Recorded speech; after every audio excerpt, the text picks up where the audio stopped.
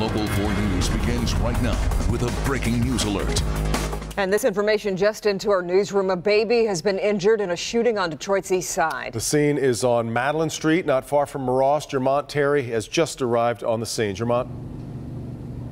Devin, we know that one-year-old little boy was inside this house here on Madeline. You can see that Detroit police investigators are here on the scene. If you look at the street here, there are several bullet casings on the ground. Now, here's what we've been able to confirm for the short time that we've been here. We are told by Detroit police that someone pulled up in a car and fired shots. If you pan to the right, to that house that you see with the front door open and the porch light on. It's unclear how many people were inside the house at the time, but we know that a one-year-old boy was potentially grazed and or hit by those bullets, and potentially another person was also there. Neighbors tell me they heard several gunshots when this all unfolded just minutes ago. Now, we just had a chance to talk to a neighbor, listen to what he had to say in his disgust, hearing that a one-year-old boy is injured in yet another drive-by shooting. It's a shame that you got to shoot a baby in the head and you got to do drive-bys. If you got beef with somebody, why not settle it, by talking to them? It ain't all about killing or a gun. That's what's wrong with the world today. They want to go to work overseas and go to war.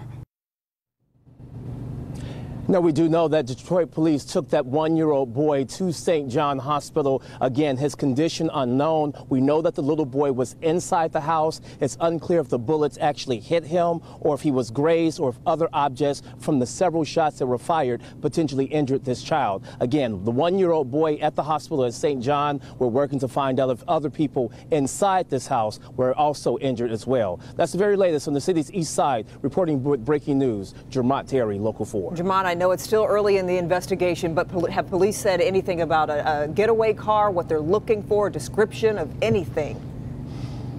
No, you have to keep in mind, Kim, it is dark out here. And again, neighbors just tell me that they heard the gunshots. By the time they stepped outside, that car was long gone. Of course, part of this investigation is to determine exactly why would someone do this, and potentially did they know that children were inside that house when those shots were fired? But this most definitely appears to be a targeted crime as of right now. Yeah, hopefully that little one-year-old will be okay. All right, Jermont, thank you. And we'll, of course, keep following this breaking news and bring you updates on clickondetroit.com and first thing on Local 4 News today in the morning. Now, also tonight, 3 times in 2 weeks, people are lucky to be alive after chunks of road come flying through the windshield in the same area along 696 in Warren. The latest victim, a Grosse Pointe woman who was knocked out by a football-sized chunk of the freeway that came loose and right into her windshield. Her story has those who have been through the same thing in the same area in the last 2 weeks coming forward.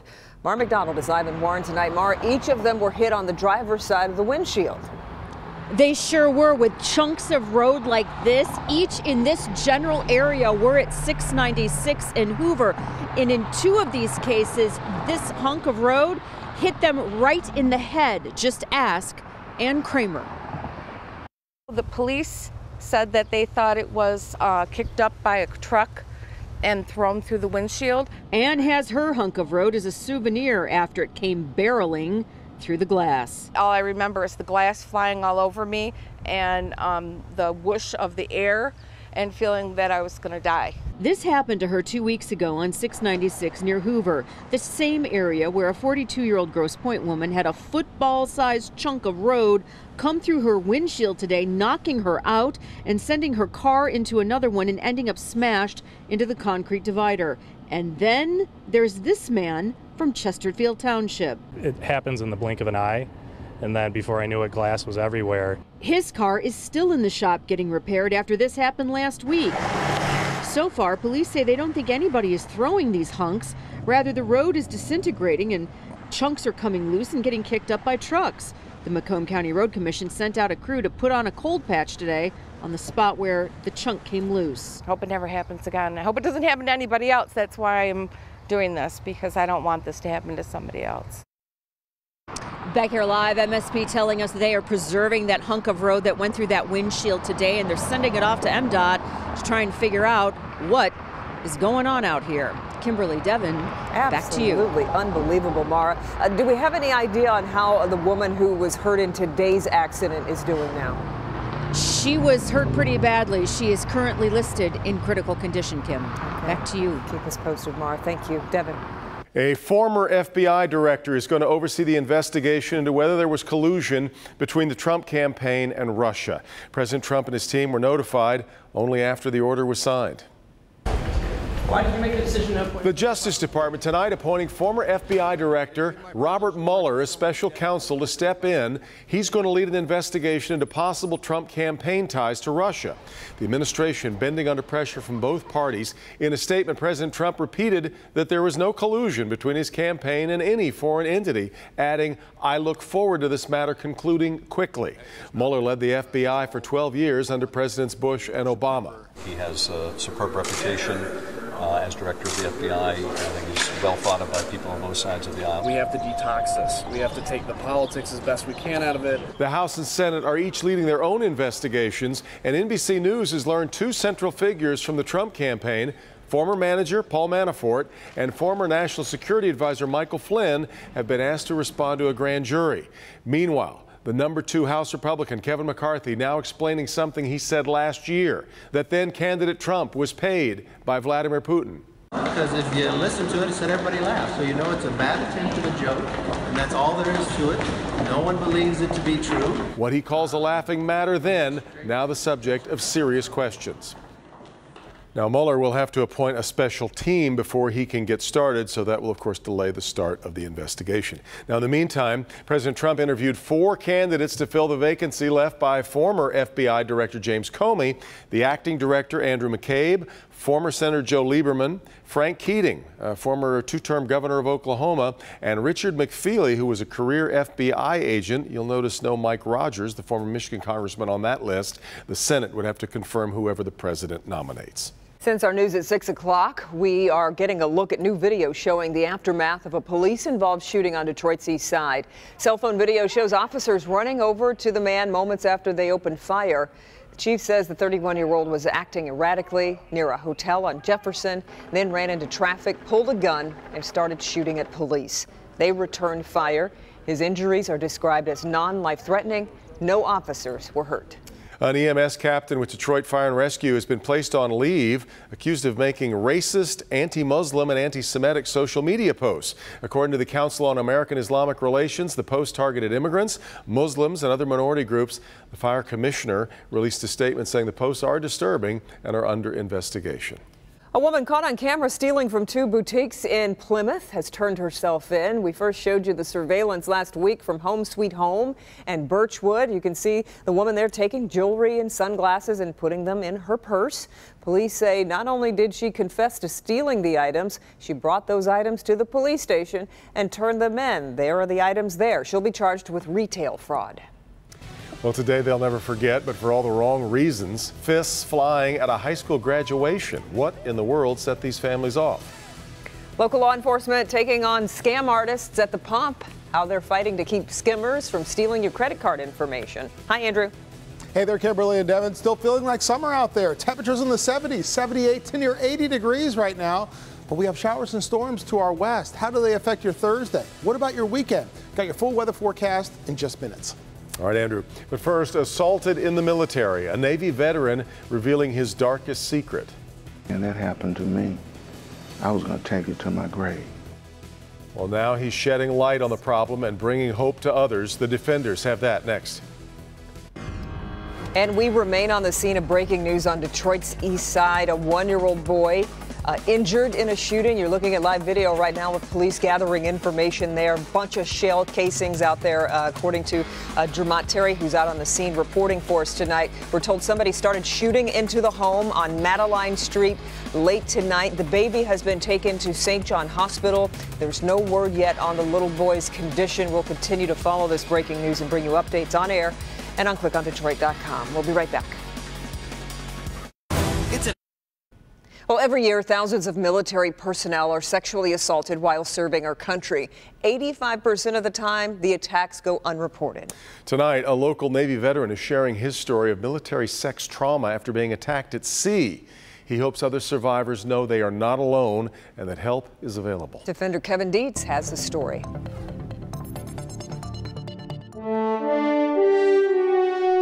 Joining the military was a dream of Robert Calhoun's. He chose the Navy like his father, put on the uniform, and set off to see the world. It was great. It was a great feeling. You know, when I took that oath, I felt very proud. But one night on the ship, decades ago, he saw something he was not supposed to. When I ran down the gangway, which was like the steps of the stairs in the ship, I walked up on two senior guys. One was giving the other one oral sex. He walked away shaken, never planning to tell a soul. Then one night, he was walking alone on the ship, a night that changed his life forever. One grabbed me and pulled me in, and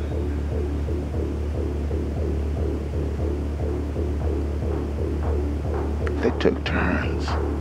He was raped and ridiculed.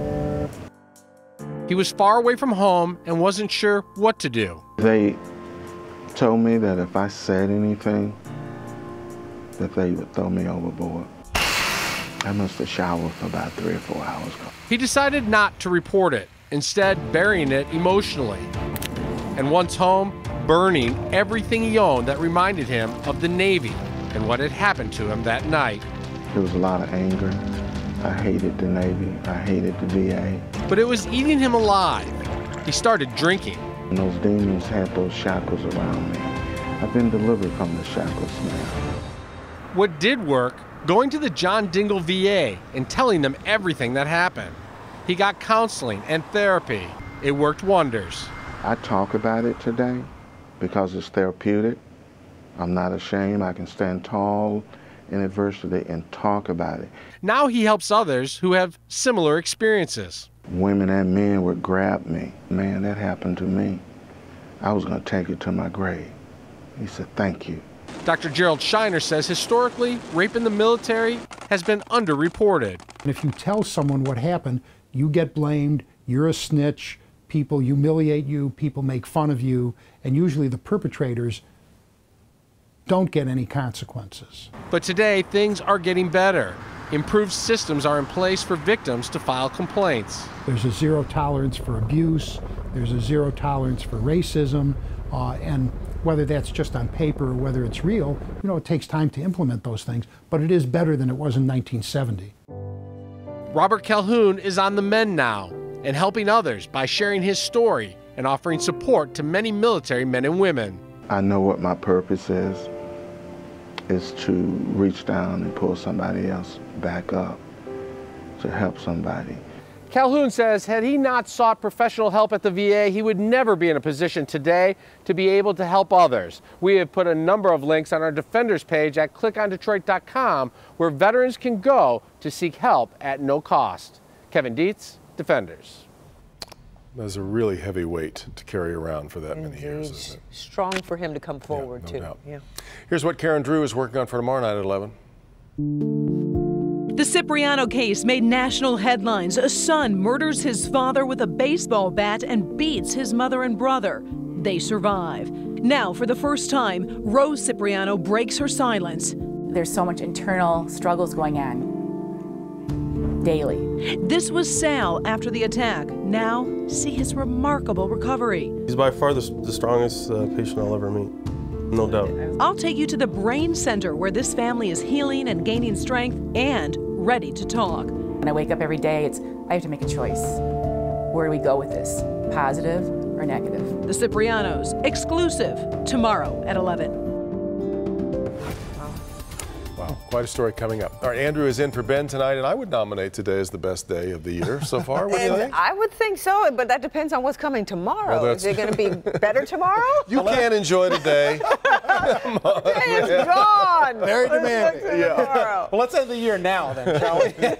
Probably better. But yeah, you're right. So far, so good. I mean, not even halfway through the year, got one of the best days so far. Felt like summertime out there with a high temperature of 88 degrees. You thought that was the record? No way. We were actually 5 degrees shy of it. 93, the record high, set back in 1962. The average high this time of year, 70 degrees. We'll be close to that here in Detroit throughout much of southeast Michigan. In the metro zone, your 4-zone weather, anywhere from 69 to 72 degrees, and that will be the rule not only right here in the Motor City, but also in your neighborhood. Anywhere in southeast Michigan, a warm night for tonight. Might want to go ahead and test the air conditioner a little bit more, see if it works through the night, get it ready for summer. 78 right now. We'll see 70 overnight, and by tomorrow morning, also in the skies, it'll be mostly clear. Beautiful sunrise that will take place just after 6 a.m. We're looking at temperatures right now, mostly in the 70s, still near 80 degrees for our friends in Romeo. You can see 77 in Dundee. My buddy Lee over in Adrian with 75 degrees. Loves watching Local 4. Thank you very much, Lee. Right back at you. We're looking at temperatures that stay in the 70s as we go through the next couple of hours, only down to the upper 60s and low 70s overnight. Now, it does remain on the breezy side. Look at these winds, anywhere from about 10 to 20 miles per hour. And given that, it's also gusty. Wind gusts up to 20, 25, even 26 miles per hour. So if tonight's trash night, you're going ahead and leaving it out tonight. When you wake up tomorrow morning, grab those trash bins right away. Otherwise, they might be rolling down the street because it will still be windy tomorrow morning and tomorrow afternoon. Look at that. It made it up to 89 degrees in Alpena. We were one of the warmest places in the Midwest, and it remains that warm for tomorrow. You can see this spin in the atmosphere, though. We've got an area of low pressure and a cold front to our west that are headed our way. Now, before it gets here, it'll be another relatively hot and relatively humid day for tomorrow, with temperatures soaring into the middle, even upper 80s. But as this cold front approaches, see these bits of green showing up? By 5 o'clock in the afternoon, we'll see scattered showers and storms. Now, there's a marginal to slight risk of some of them being strong to severe, heavy downpours, damaging wind, and frequent lightning. Much of the day is going to be dry, but download the Local Forecasters app and tune into Local 4 tomorrow afternoon should any of those thunderstorms pop up, and I'll keep you updated. Again, that'll be around 4 o'clock in the afternoon and afterward. So overnight tonight, temperatures down to 70 degrees. We go from about 70 in the morning to 87 for a high by 4 p.m. and afterward. Scattered showers and storms that become a bit more widespread before drying out and that cold front passes. Once that cold front passes, look how much cooler it gets. Down to 51 for a morning low on Friday. Lots of sunshine for Friday and the beginning of the weekend, and feeling more like May. A little bit cooler than average on Friday, a high of 64, but back up to 70 degrees, which is average. Another chance of showers and storms by the end of the weekend. Maybe nowhere near 80 degrees, but still upper 60s and into the 70s. Still feeling good, like spring. Good stuff. Not bad. You had a busy night? I did. Tonight I had the opportunity in honor to MC New Detroit's Closing the Gap Awards dinner. New Detroit, if you don't know, works to eliminate racial disparities in Metro Detroit. Tonight, the group honored the Fisher Family Foundation, the CEO of the Skillman Foundation, Clark Park Coalition, and the founder of James Group International. It was a lovely evening, and 50 years this group has been around. And you were at the brand new Foundation Hotel, right? Well, it was at Cobo. Or at Cobo, yeah, which is across the street from the Foundation. Exactly, right across the street from that, but a fabulous night. Cool, yeah. Really nice. Yeah. Well, he's lucky he's fast. A distracted teen nearly hit by a train. We will show you an amazing escape coming up in a minute. My goodness. And brutal behavior on the University of Michigan campus, what these people are accused of doing to a student by a bystander who stepped in to help.